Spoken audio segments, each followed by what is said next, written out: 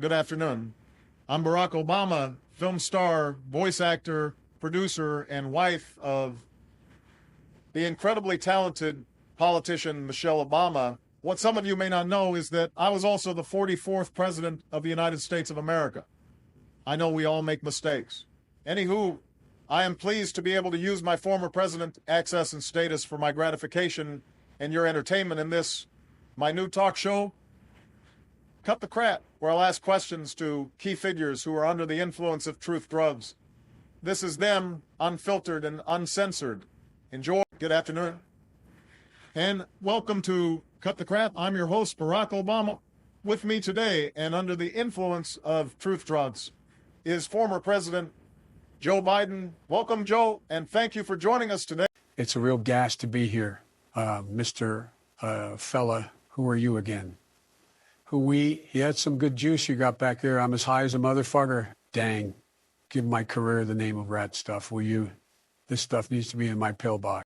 Oh, come on, Joe. Is Barack, you were my vice president for 8 years.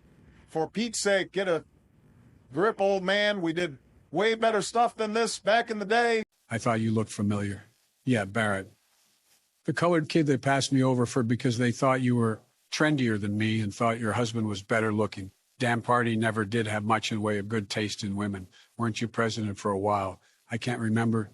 It may well be my old timers acting up again. Oh no, I remember now. You were just very forgettable. Ha! Very funny, Joe. I always enjoyed your sense of humor.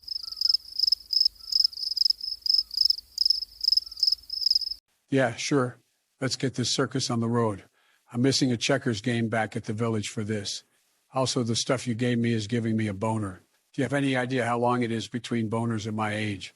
I don't want to waste this bad boy. Speaking of bones, Joe, let's start with a question I am sure many have asked or wanted to ask. Do you have dementia? Were you fit to do a second term as president? The answer to your first is yes, I have the early stages of a neurological disease. Not that it's any if you're fucking business. But also, yes, I advice from many, many doctors and specialists so that my disease had not diminished my mental capacity and was not likely to in the next 4 years. As for the gaffes, I'm old, you fucking idiot, not stupid or disabled. I do awkward stuff because I just don't care anymore. You're allowed to do shit like that when you're old. But I'm still man enough to smash Michelle harder than she smashes you, broski. Ha. So, you're resentful about how your political career ended? Resentful? No, I'm furious. I had assurances from the party and from that backstabbing bitch Kamala that I had their support for a second term. The mistake I made was to give these buffoons too much credit for intelligence. I assumed they were above social media hysteria. But these fools are just as brain dead as everyone else when they log into Twitter. And yes, as far as I'm concerned, it's still Twitter. Elon, you fucking twat. Get the fuck out of here with your ex-nonsense. Okay, wow. Was there any indication from those around you that you should step down as POTUS? Did you have medical advice confirming you were fit for the job? Of course I have medical advice. I was the bloody president of the United States of America. I had doctors all over me practically every day, as you well know, Barry. I couldn't fart without some overqualified nonce smelling it to make sure it had the right consistency. You know what pisses me off, Brett? That you all think I'm silly and selfish enough to deliberately shit on Kamala. If I'd had advice I was no longer fought to serve or that the party wanted Kamala, I'd have supported her long before the election was called. But I'm hardly going to cheer when I'm stabbed in the back by all of those I helped into the privileged positions they're in. You know, I'd have beaten that orange cartoon character and his tech bros easily. A moldy teabag canal with Donald Trump just shows you how unprepared Miss Stabby, liar, pants on fire was. You really embraced the power of the dark side there. Are you in fact a Sith Lord, Joe? You know the answers to that, Bob. Yeah, I'm the fucking emperor. Palpatine was modeled on the what sort of question is that, you moron? I guess that would make you Timu Darth Vader, but really more like Blah Vader. Oh, har hardy. Har har. Let's try something different here. Give me your reaction to this clip.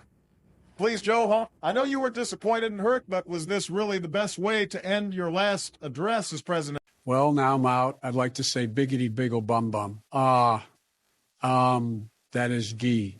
Thinking is hard, man. That is, screw you, Trump, you maniac. And I taped a fold of pens, and I mean full after a big curry fold, depends under the desk in the Oval Office.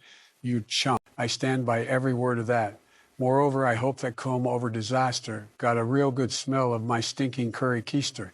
In fact, I pray every night that the stench still lingers. Okay, fair enough. Unfortunately, the truth drug we use doesn't last very long, and frankly, Joe, you're boring as fuck when you're straight. So one last question.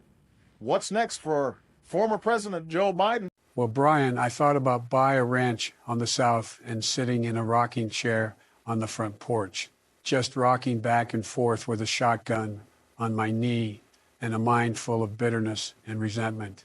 I probably shoot at passers-by and then slowly go mad and die. But unfortunately, Trump, his gang of fools and other assorted criminals and scallywags, plus his international authoritarian whack job mates, are sending us to hell much faster than even I predicted. I doubt that the settlement on the property would even go through before the orange horror gets us all immolated in the fiery glow of nukes and killed by vast hordes of angry Chinese in World War III, so I probably won't bother. No, I'll probably just harass and annoy people like you until our inevitable violent death comes to relieve us of this pitiful existence. Damn, Joe. This interview was truly, well, fucking terrible and depressing. I honestly thought you'd be a shitload funnier pumped full of junk. Anywho, that's all we have time for today. Be sure to tune in next time when we drug Kamala Harris and see what nastiness lurks in her sordid mind. Thanks for watching. By the way, Brandon, I didn't take your fucking stupid drugs. I just don't give a fuck anymore. I'm glad this terrible interview is over. You need to work on this shit, Billy. It was very fucking amateur. And besides, I was running out names beginning with B to use instead of Barack. Oh, I also left a fold of pens in your office. I think I'll make that my trademark from now on.